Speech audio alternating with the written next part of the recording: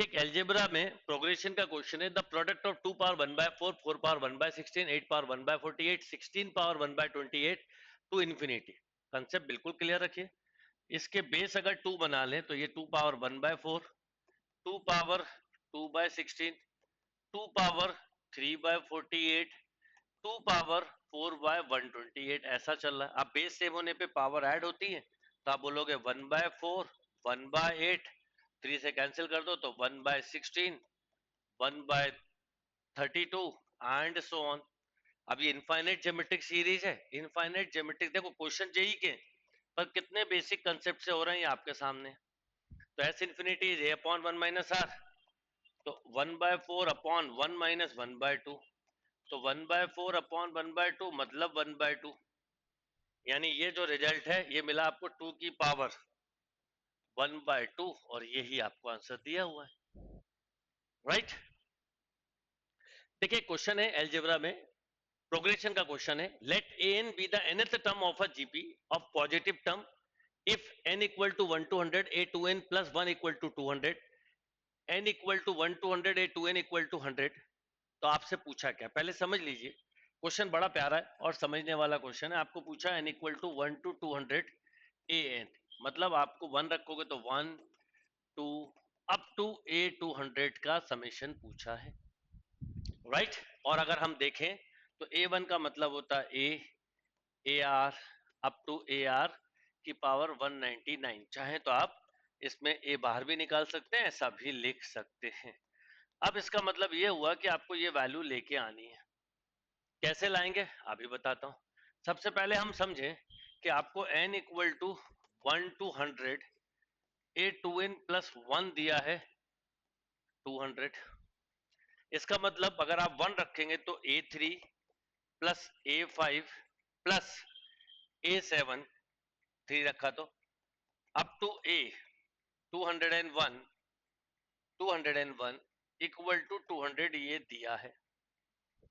a3 का मतलब होता है A R square, A R power 4 up to, ये समझाने के लिए लिख रहा हूं, A R power 200 equal to 200। चाहे तो इसमें ए आर स्क्वायर बाहर भी लिख सकते हैं, राइट। चाहे तो इसमें ए आर स्क्वायर बाहर भी लिख सकते हैं, इसमें कोई दिक्कत नहीं है। अब आपको मिल गया 1 plus R square plus R power 4 up to R power 198।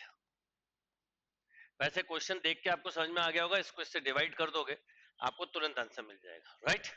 अब आपको ये तो पता हो गया।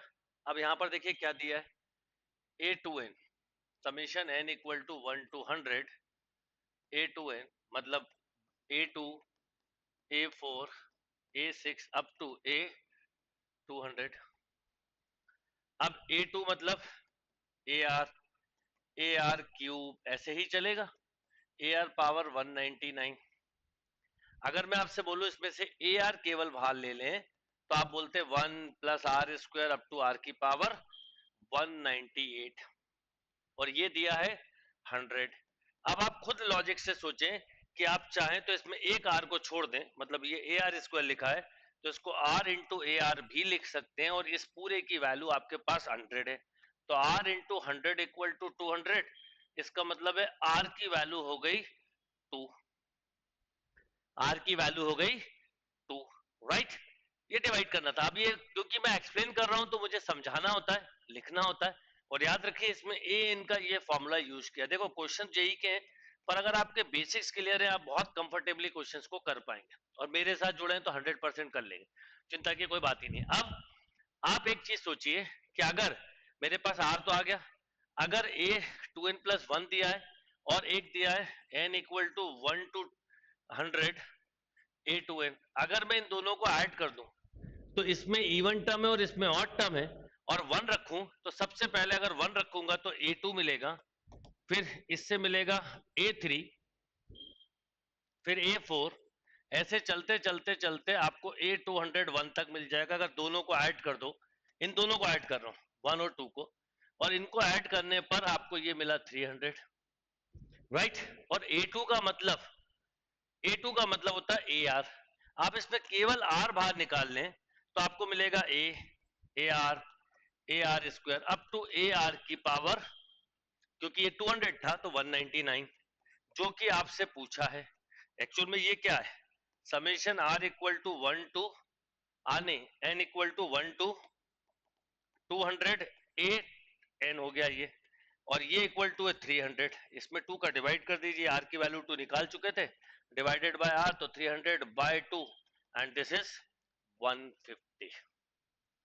आंसर क्या हुआ, 150। बस ध्यान ये रखना है कि क्वेश्चन को करने का तरीका आपको क्लियर होगा, आपसे मिस्टेक नहीं हो सकती। एक बार फिर समझ लीजिए कि सबसे पहला काम, n equal to 1 to 100 A two N plus 1 में n equal to 1 to 100 A two N का आप डिवाइड करेंगे। आप एक ही टर्म मान लो, केवल मान लो 1 ही लिखते तो आप लिखते third term upon second term. Third term होता है A R square, second term होता है ए आर, तो बचा आर। इसका मतलब है 200 बाय 100, दिस इज 2, राइट। और एक ही टर्म सोचिए कि n equal to 1 to 100 A two N plus 1 plus n equal to 1 to 100 A two N, अगर मैं बोलूं इसको ऐड करो, तो आप एक ही टर्म ऐड करते, केवल n की वैल्यू 1 मानते, तो 2 3 4 5, तो आपको सिंपली ऐसा मिलता n equal to 1 to 100 term ये 100 टर्म ये, तो टोटल टर्म 200 हो जाते, और ये ए एन मिल जाता। पर यहां पर स्टार्ट टर्म होते 2 से, राइट। यहां पर स्टार्ट जो टर्म होते वो पहला टर्म होता 2, और टोटल जो आखिरी वैल्यू रखते हैं आप, तो आपकी आखिरी वैल्यू 201 होती, तो यहां पर आप 201 लिखते, टर्म 200 ही मिले, पर 2 से स्टार्ट होगा। और इसमें से भी जैसे ही आप आर बाहर निकालते हैं, तो ये n equal to 1 to 200 A N बन जाता है। तो आर ये जो पूछा था, आर इंटू दिस पूछा हुआ इक्वल टू 300, और आर आप ऑलरेडी निकाल चुके हैं 2। और छोटे छोटे कंसेप्ट से, छोटी छोटी वैल्यू से आप सोचो, आपको खुद समझ में आता।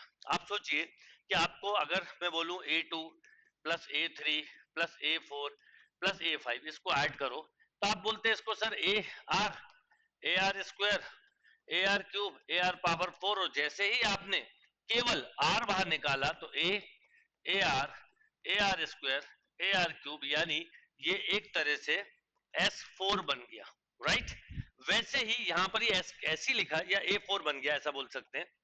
वैसे ही जैसे ही आप बार बाहर निकालेंगे, ये ए एन बचेगा, और आपको जो पूछा है वो आप बता सकते थे, राइट। देखिए एक और क्वेश्चन देखते हैं, मैट्रिसेस का क्वेश्चन है, और क्वेश्चन बड़ा प्यारा है। क्या क्वेश्चन है समझिएगा। आपको एक मैट्रिक्स दिया ए, जो कि 1 3 2 4, एक मैट्रिक्स दिया है बी, जो कि है A0 0 B, और आपको ये पता है कि ए और बी जो है वो नेचुरल नंबर को बिलोंग करते हैं। तो अब इसमें बोला there can not exist any B such that A B equal to, मतलब ऐसा कोई बी नहीं हो सकता जिसमें ए बी ए के इक्वल हो। यहाँ बोला there exist more than one but finite number of B, there exist exactly one और इनफाइनाइट मेनी। इसका मतलब है यहाँ पर हम 1 2 3 4 5 6 ऐसे कुछ रख सकते हैं। तो अब a B equal to B a तो निकालना है, पर ये केवल ये कह रहा नहीं हो सकता, ये कह रहा है फाइनाइट पे हो सकता है, ये कह रहा है एग्जैक्टली वन या इनफाइनाइट।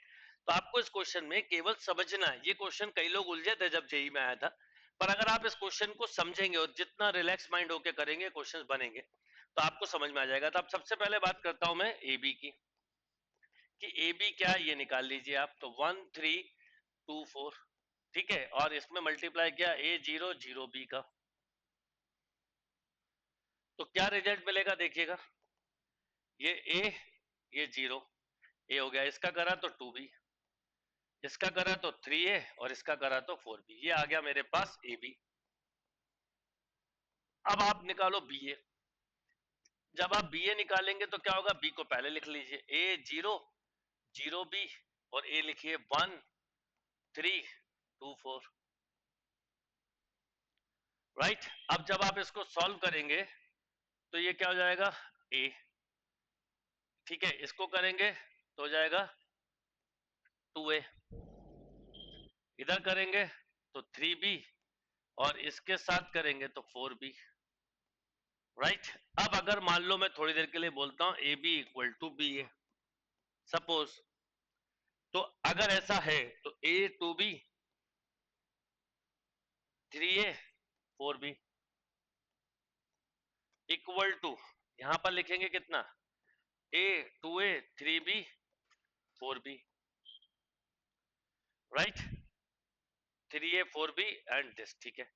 अब अगर ये देखो, ये तो ए के इक्वल है, अगर मान लीजिए ये 4b के इक्वल है, अब अगर 3a और 3b यानी अगर a इक्वल टू बी हो जाए, और अगर a इक्वल टू बी हो जाए यानी a और b नेचुरल नंबर है, मतलब a की वैल्यू 1 b की 1, a की 2 b की 2, ऐसी इनफाइनाइट वैल्यू ले सकते हैं। हाँ, ऐसा नहीं कर पाओगे कि a की 1 और b की 3 ले लो, पर इक्वल नंबर भी इनफाइनाइट हो सकते हैं। यानी हम, पहला है कैन नॉट, तो पहले तो एग्जिस्ट कर रहा है, दूसरा है more than one but finite no, तीसरा वन नहीं, तो हम बोलेंगे इसका देयर इनफाइनाइट मैनी बीज, मतलब इनफाइनाइट बी ऐसे हो सकते हैं बी, जिसमें कि अगर मैं ए और बी की वैल्यू इक्वल ले लूं, तो ए और बी की वैल्यू इक्वल ले लूं, मतलब अगर ए और बी को मान लो थोड़ी देर के लिए आपने 2 माना, सोचो कि 2 माना है, तो अगर आपने इसे 2 माना है तो आप खुद सोचिए कि क्या होगा ये।